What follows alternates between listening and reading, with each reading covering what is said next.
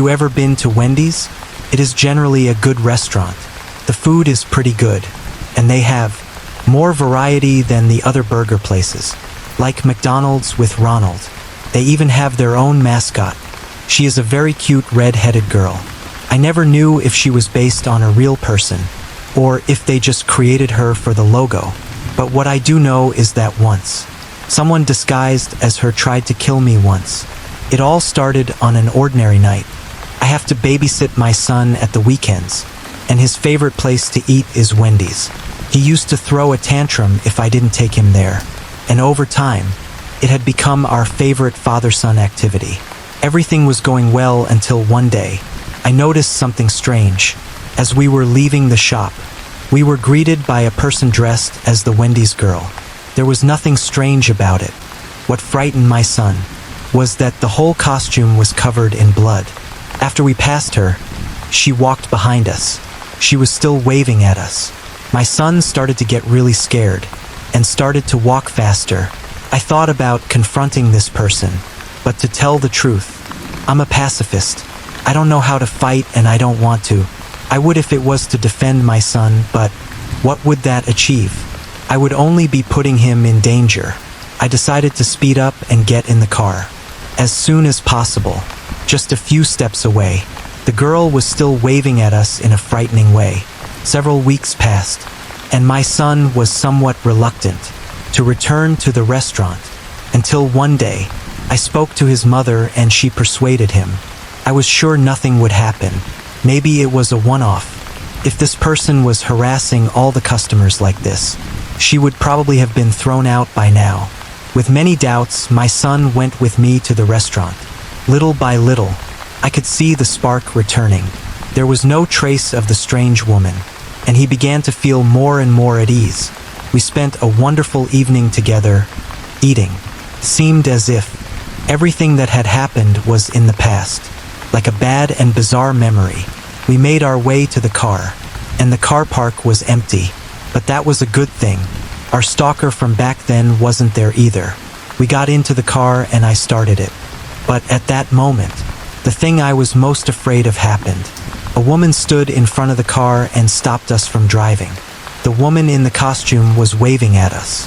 Her costume was still bloody and just like last time, looked like fresh blood. Her greeting was much more frenetic than the previous time. This time she waved her hand violently. As soon as he saw her, my son began to cry, as if he was remembering an event that had kept him awake for many nights. I knew it had affected him, but this was worse than I thought. I grabbed her to run away, but instead of listening to me, she only came closer, in front of the car and even standing on it. I quickly fastened my seatbelt as I listened, as this terrifying woman walked on the roof. I took advantage of the situation to try and speed up the car, but as if she sensed that I was about to do so, she lay down and stuck her head in the window and showed us a large knife. I accelerated the car, but in a matter of seconds, we lost control and hit a pole. All the tires on the car were black. The woman had fallen as a result of the accident, so I took the opportunity to grab my son and run back to the Wendy's. Once I was away, the woman caught up with me in a matter of seconds and threw me to the ground. My son fell away, and as I shouted at him to go to the restaurant to report what had happened, the woman tried to press her knife against me. She was very strong. Somehow her strength was equal to mine, which in itself was not much. My arms began to give way, and the knife came closer and closer to my neck, until suddenly, it was all over. A couple of security guards threw the woman away from me and I stepped back terrified. I took a deep breath because it was all over, but a battle cry brought me back to reality. The woman was running at full speed and in one bound. She lunged towards me to plunge her knife into me. The security men caught her mid-jump, grabbed her knife, and held her until the police arrived. When they took off her mask, my son started to cry, and I was shocked. This person was not a Wendy's employee. She was my ex-wife, the mother of my son. After a while, she confessed that she dressed up to scare my son, so that he would not want to spend time with me. or have a bonding activity like she did. She had no intention of killing me, but that night, everything went out of control. She had taken drugs that took her out of herself, and because of that, all the subtlety of her plan was gone. She went into a state of euphoria, and with a knife in her hand, tried to kill me and give my son a trauma he would never forget. After that, I kept custody of my son. He still visits his mother in prison, but he doesn't want to. I always try to persuade him. Forgive her, but I have to tell you the truth. I will never do it. Since that day, every time my son and I go to Wendy's, we are scared. The food tastes so much more bitter, and we think about leaving, but we keep lying to ourselves that everything we went through hasn't affected us. At the end of the day, even though she ended up in prison, my ex-wife, the woman dressed as the little girl at Wendy's, got her way. When I was a teenager, I had a girlfriend called Olivia. Although she was also a teenager, she was in college. She was 2 years older than me and much more mature. She was the nicest person I had ever known. We lived in the same neighborhood, played together, went to the same school until she graduated, and had the same group of friends. So it was no surprise to our parents when we both announced that we were dating. She was 19 and I was 17. When we both decided to work in our local Wendy's. It was a small shop, and mostly college kids in high school who frequented the restaurant. We wanted to buy a car so that I could drive the 4 miles out of our town to visit them at the community college. We were both very excited about the prospect of having a car and not having to borrowing our parents' cars to see each other. Most weekends we would work late in the restaurant and often offered to close the restaurant so we could spend more time together. Even though Olivia was older than me, she was a small, petite girl, while I was a 6-foot football player. Also, working late for an hour or so paid us more, which meant we could more money to our collection to buy a car. Before the summer holidays were over, I was very happy to be able to spend so much time with Olivia. Little did I know, that was all I would get with her. At that young age, we had planned our whole lives together. I was looking forward to going to community college with her, even though I could easily secured a place at an Ivy League colleges with my athletic background. But I wanted to be with her, so I decided to go to the community college. One night, we were working at the restaurant. As usual, a group of my high school came in for a quick bite to eat. I was quite popular at the college, so they all greeted me and ordered their food. That evening, it was just me again. Just me, Olivia, and the Wendy's. As our staff had an emergency, the kids from my school were having fun in one of the stalls when Olivia and I got their orders ready. Hey there, Sam had walked up to the counter. Hey Sam, can I get you anything besides your order? No, Jack. I'm here to tell you something. You know my dad's a cop, right? Well, yeah. He got some information from one of the other sheriffs that there's a killer on the loose in our county, and he's been targeting shopkeepers, workers, waiters, etc., who are alone in the shops and restaurants at night. You guys work pretty late. Just be careful, okay? Olivia was also listening as Sam warned us. Okay, mate, thanks for the warning. We'll be careful. With that, Sam went back to his table where my other friends were sitting. After my friends left, there were no more customers, so we decided to go home.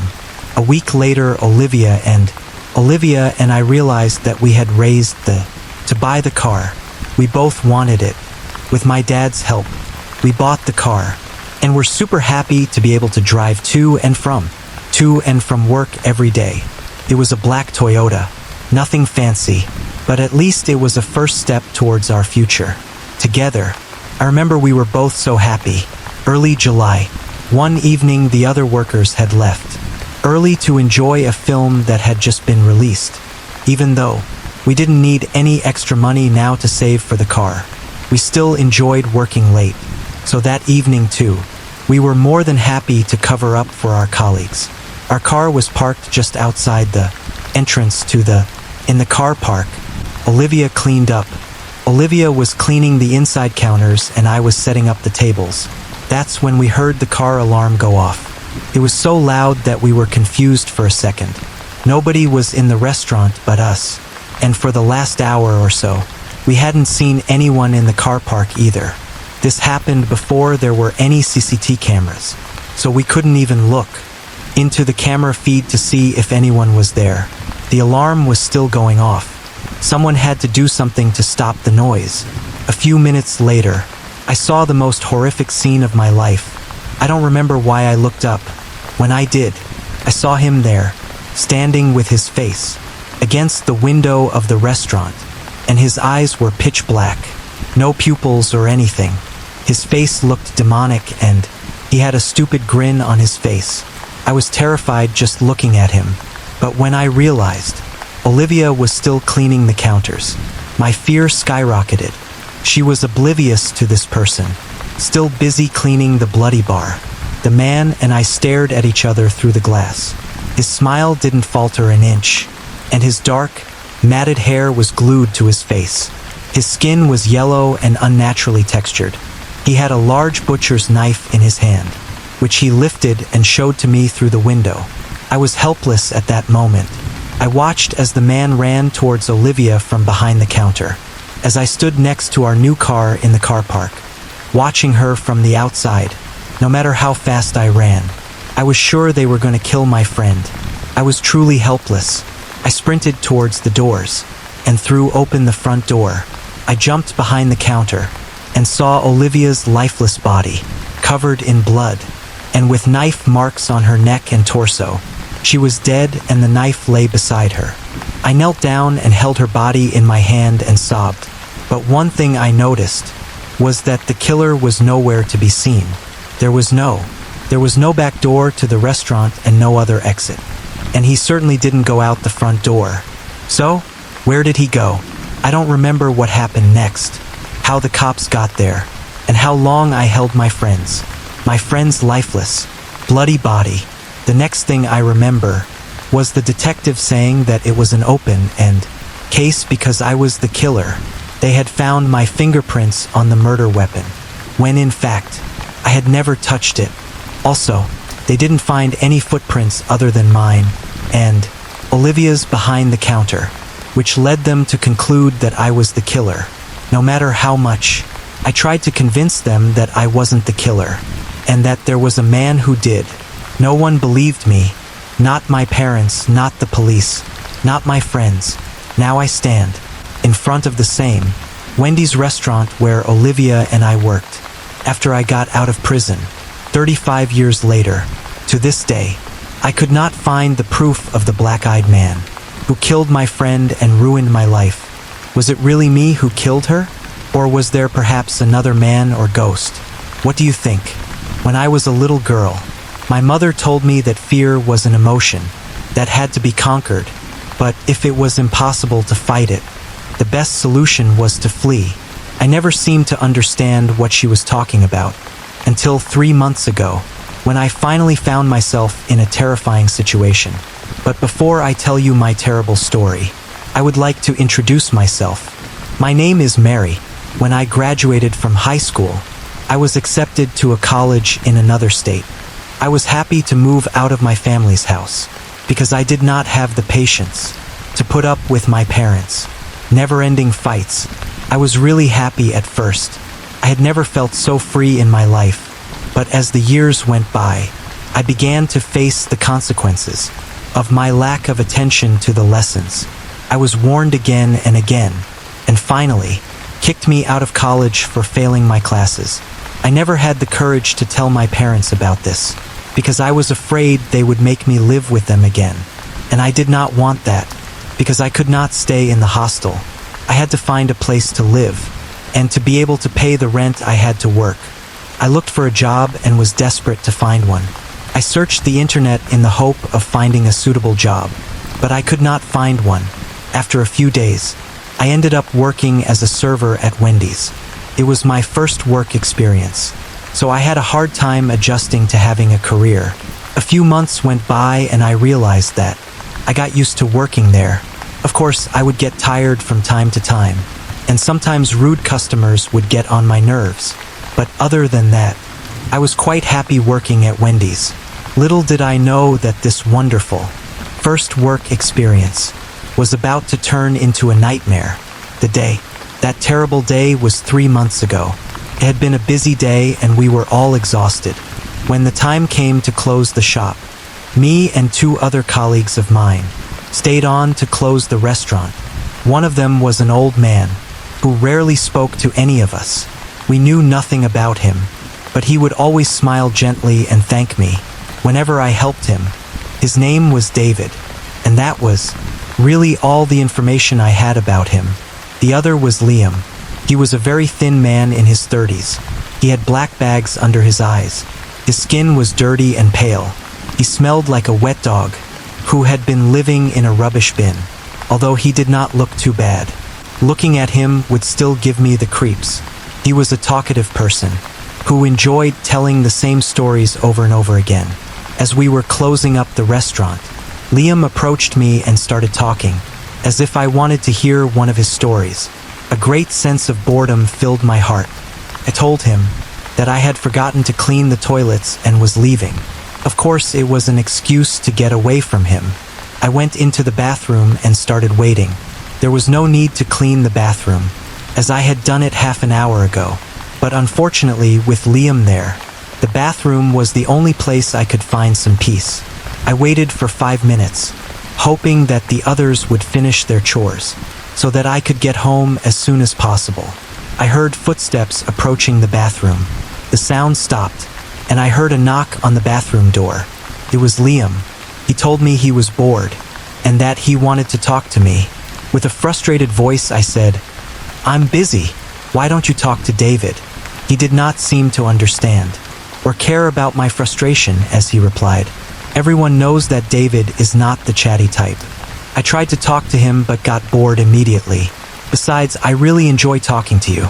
I felt the sudden change in his tone as he said the last sentence. His voice became anxious. I did not respond. He began to talk about his life, but his topic quickly changed into a sexual life. How good was his performance and how bad? As he spoke, I could hear his deep breathing. Obviously, I was disturbed by his speech, and I told him to leave me alone. With a devilish voice, he said, "I can show you how good I am in bed if you like." I screamed again to leave me alone. My voice echoed around the bathroom. After a few seconds, I started to hear banging noises, as if he was trying to break down the door. Fortunately, I had been clever enough to lock the door, but this madman was still trying to open the door. I screamed for help. I screamed as loud as I could. I was hoping that David would come to my rescue. After a while, William managed to break down the door. Standing right in front of me, he fixed his eyes on my breasts and grinned. He opened his eyes so wide, I thought they were going to pop out of their sockets. Of course they were. "You want me to please you, my love?" he said as he began to slowly approach me. At that moment, I heard the sound of glass breaking, and as I looked behind Liam, I saw David holding a broken bottle in his trembling old hand. I realized that David had broken the glass bottle over Liam's head. Even though blood was pouring from his head, Liam acted as if nothing had happened. He continued to walk towards me. He grabbed me with skeleton-like hands. His grip was much stronger than I expected. I tried to fight back, but my body was completely frozen. David jumped on Liam and tried to pull him off me. Liam pushed him so hard that he fell to the ground and hit his head on the floor. I felt like my body was paralyzed. I could not move a single muscle. Just when I thought it was all over, I could hear my mother's voice in my head, telling me to fight back or run away, following the virtuous advice she given me as a child. I found the strength to snap out of my paralysis. I pushed Liam back. He tried to grab me again, but I managed to get away from him. As I ran outside, I heard the police sirens. I saw the blue and red lights flashing. When the police car arrived at the front of the building, I felt a sense of relief. 2 officers ran towards me, still shaken by the recent incident. Tears streamed from my tired eyes. I cried and told them what had happened. As I told them the story, One of them looked behind me and shouted, "He is running away." They started to run and I watched them chase Liam. I watched them. They disappeared into the darkness of the night. After a moment, I heard shots. The policeman came back and told me they had got him. Apparently the police had to shoot Liam 9 times before he fell to the ground. I told them that David was unconscious inside. They rushed inside and came out of the restaurant with David. "He seems to be all right," one of the officers said. They told me that after David heard me scream, he called the police. And that was the reason why they were able to arrive so quickly. I thanked David. I thanked the officers and asked them what they knew about Liam. They told me that, considering the way he resisted the bullets, it was possible that Liam was under the influence of a substance. I quit my job at Wendy's the next day. I phoned my parents and told them what had happened. My father demanded that I return to them immediately. Normally that would have upset me, but after everything I had been through, the idea of going back to my parents' house seemed good. I don't know why Liam acted the way he did, but according to the police investigation, it is likely that he was a drug addict with an unstable mind. Even though I know he is dead, I still wake up at night. I see him in my nightmares coming towards me and saying, "Of course you want me to please you,